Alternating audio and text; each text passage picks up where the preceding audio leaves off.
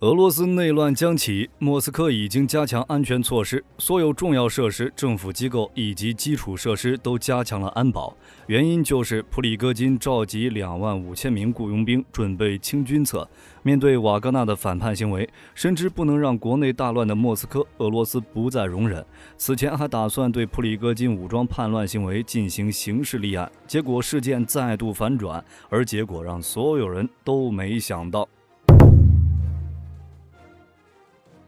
此次事件的直接导火索是在6月23日，普里戈金公开表示，来自后方的炮火袭击了瓦格纳的营地，并且还遭到导弹的打击。俄军直升机与火炮都曾参与这次行动。普里戈金公开点名俄军总参谋长拉西莫夫，认为是他下达的命令。这是在与俄防长绍伊古见面之后所得出的结论。目的就是消灭整个瓦格纳。要知道，在此前巴赫穆特攻坚战中，瓦格纳发挥了十分重要的作用，在俄罗斯正规军的配合下，成功占领这座战略城市。按照普里戈金的说法，在瓦格纳从巴赫穆特进行撤离时，俄军就已经对瓦格纳进行了攻击。此前，瓦格纳曾放出一条影片，内容是瓦格纳雇佣军在巴赫穆特上门抓捕俄军第72摩步旅中校军官，名叫罗曼·维涅维廷，是俄军第72旅的旅长。原因是普里戈金宣称，俄军部队动用轻重机枪对瓦格纳阵地与车队发动攻击，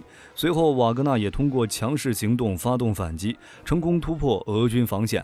俄军的第72摩步旅旅长也被俘虏。据悉，这名指挥官在醉酒后命令部队对瓦格纳进行攻击，是出于私人恩怨才向瓦格纳车队开的火。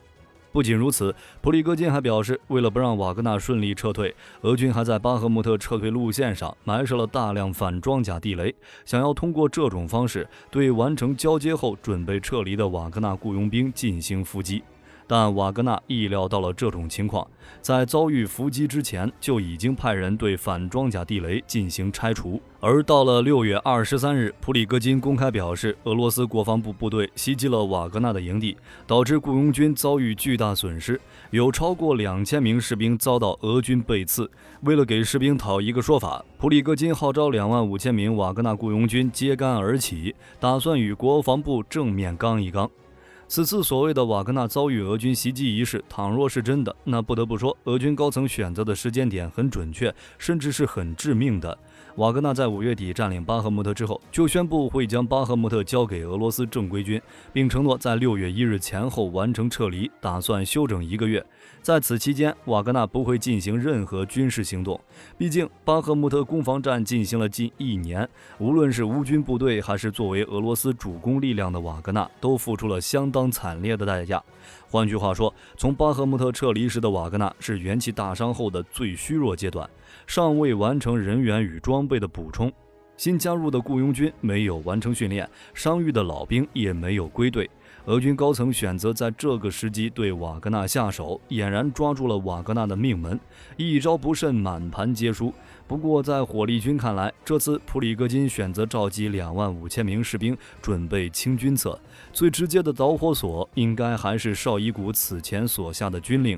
要求所有志愿部队与俄罗斯国防部签署服役合同。换句话说，瓦格纳士兵将被国防部收编。绍伊古之所以会下达这道军令，名义上是给伤亡人员家属提供抚恤金等福利。此前曾有瓦格纳阵亡士兵家属向当局提出抚恤金赔偿，但遭到俄罗斯军方的驳回。当时普里戈金就表达了不满。另一个理由，为了提高俄罗斯作战部队在乌克兰作战的效率，看似是一种福利，但仔细想来，这道军令就是打算收编俄罗斯非正规作战部队，包括车臣部队与瓦格纳雇佣军，在相当程度上削弱卡德罗夫和普里戈金的兵权。显然，这才是普里戈金揭竿而起的直接原因，因为手里有兵和手里没兵完全是两个概念。瓦格纳雇佣兵是普里戈金面对俄罗斯军方时的最大筹码，或者可以说成保命手段。但普里戈金强调，自己的军队是在保家卫国，面对俄军的背刺，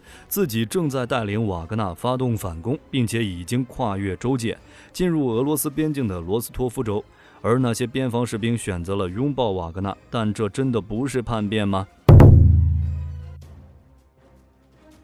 从表面上看，瓦格纳与俄罗斯正规军之间没有任何直接关系，也没有正式记录在册，但参与了俄罗斯在叙利亚、乌克兰的军事行动，也从在非洲多个国家参与各种军事行动。按照英国军情部门的说法，瓦格纳是索列达尔与巴赫穆特战事的中坚力量，为俄罗斯出人出力。在去年春季时，瓦格纳拥有8000名雇佣兵。在经过1年多的战争后，外界估计瓦格纳目前组织了5万余人在乌克兰作战，并且还拥有先进装备，也拥有自己的炮兵部队，其成员多为退役军人，一些人甚至参加过阿富汗战争。这些雇佣兵训练有素，能够执行最复杂的任务。不过，在参与巴赫穆特攻坚战中，瓦格纳是一米一米推进的，伤亡应该不小。所以从去年7月份开始，社交媒体上开始流传普里戈金亲自前往监狱招募囚犯兵的影片，上前线半年就能免去牢狱之灾，并且还能获得每月10万卢布的收入。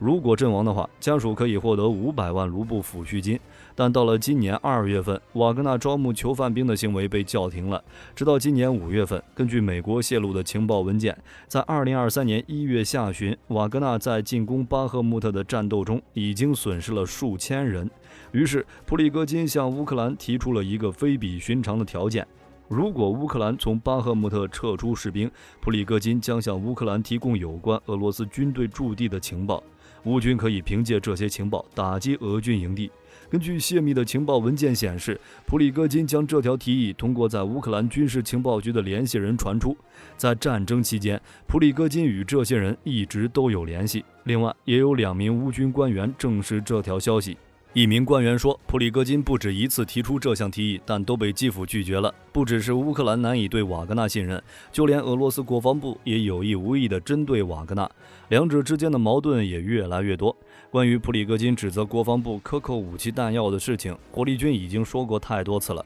双方之间的争吵已经持续了很长时间。如今，普里戈金干脆否定特别军事行动，认为这是俄军高层在欺骗总统，甚至表示乌克兰与北约并没有攻击俄罗斯。对于这番言论，俄罗斯国防部火速进行了驳斥，并将普里戈金揭竿而起的消息第一时间告知了普京。目前正在做出行动。在普里戈金指责俄军袭击瓦格纳营地后，俄罗斯国防部也紧跟着发表声明，表示在社交媒体上，凡是以普里戈金名义传播俄罗斯国防部对瓦格纳营地袭击的资讯与影片都是不真实的，这是一种对俄罗斯的信息挑衅，并且还强调俄罗斯联邦武装力量将会继续在特别军事地区与乌克兰武装部队的接触线上执行战斗任务。但这时，瓦格纳距离莫斯科仅有200公里了。距离莫斯科的车程已经不足4个小时。据说这个时候，普京已经乘坐自己的空军1号离开了莫斯科，前往圣彼得堡。根据俄新社报道，普京在收到了关于普里戈金情况的相关报道后，就采取所有必要措施。为了俄罗斯国内稳定，莫斯科已经加强了安全措施，所有重要设施与政府机构都加强了安保。国民警卫队中央区的所有军官已经进行紧急状态，就连圣彼得堡的瓦格纳集团总部都被俄罗斯武警接管。与此同时，俄罗斯国家反攻委员会表示，将对普里戈金号召进行武装叛乱的行为进行刑事立案，包括对普里戈金进行法律评估，并要求瓦格纳士兵抵御普里戈金，将其逮捕。而俄军将领也纷纷发声，表示将支持普京一切决策，其中就有普里戈金一直很信任的苏罗维金。俄陆军中将阿列克谢耶夫公开喊话瓦格纳，认为现阶段不是背后捅刀的时候。被瓦格纳控制的罗斯托夫距离莫斯科约1000公里，对莫斯科具有重要战略意义。但叛变的瓦格纳正在向着莫斯科前进。为了应对即将而来的内战，克里姆林宫在南部地区对多条道路采取封锁措施，就连莫斯科郊区都出现了路障。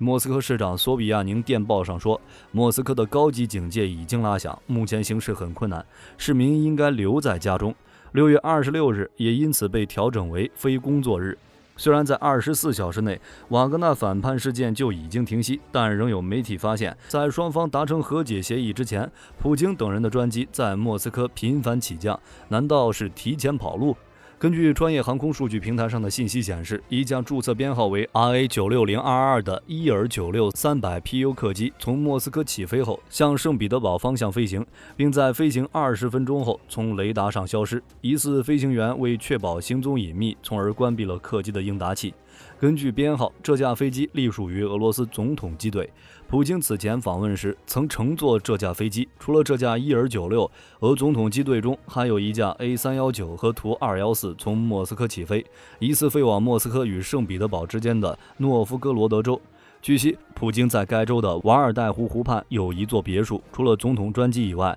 俄联邦安全会议副主席梅德韦杰夫、总理米舒斯京等其他政府要员以及部分重要经济界人士的专机或私人飞机也疑似从莫斯科起飞，前往俄罗斯其他城市。莫斯科周边频繁的飞机起降，无疑与当时普里戈金濒临莫斯科有关。从时间上来看，普京专机起飞时间是当地时间下午2点。当时瓦格纳已经进入罗斯托夫州，并在没有与俄军交战的情况下，控制了包括机场在内的多个军事设施。从当时的情况来看，瓦格纳会不会直接进攻莫斯科，前途俄军能否成功防御进攻，克里姆林宫没有绝对把握，所以才会选择在莫斯科机场没有关闭的情况下进行大量出逃，避免自己陷入内战战火之中。当然，克里姆林宫也火速表态，普京并没有逃离莫斯科，这只是在提前预演练快速起飞，带领要员撤出莫斯科。但声明显得有些苍白无力，国家核心人物集体演练撤出首都，这已经说明了很多问题。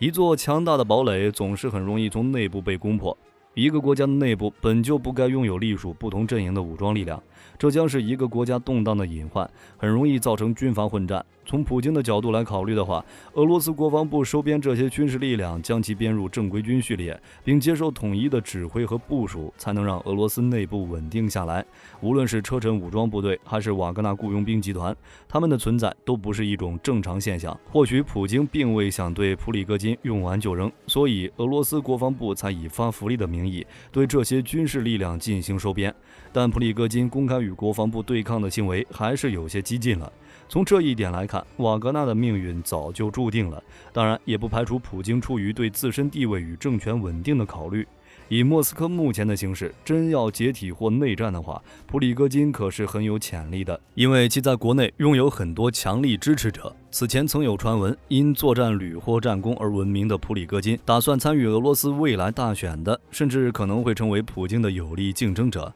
如今选择招安，是担忧普里戈金功高震主，但谁成想，普里戈金不受这口气，选择揭竿而起。如果当时普里戈金真的率领数万士兵进攻莫斯科，那就不是自由军团在别尔哥罗德州的小打小闹了。如果瓦格纳真的在俄境内发动武装袭击，甚至是武装政变，普京又该做出什么选择呢？从俄罗斯现有的武装力量序列来看，短时间内你能直接调动的部队应该是几年前才成立的俄罗斯国家禁卫军，这是原属俄罗斯内务部内卫部队的一支精锐战力。这支部队虽然编制达到30余万，并且装备与训练极为精良，但有一个巨大的问题，那就是分散部署俄全境。短时间内，莫斯科能调动的禁卫军部队规模并不会很大。而在瓦格纳那边，在入侵战争中多次招募新兵，美国认为瓦格纳能够调动10万兵力，并且还拥有火炮、主战坦克以及武装直升机之类的重型装备，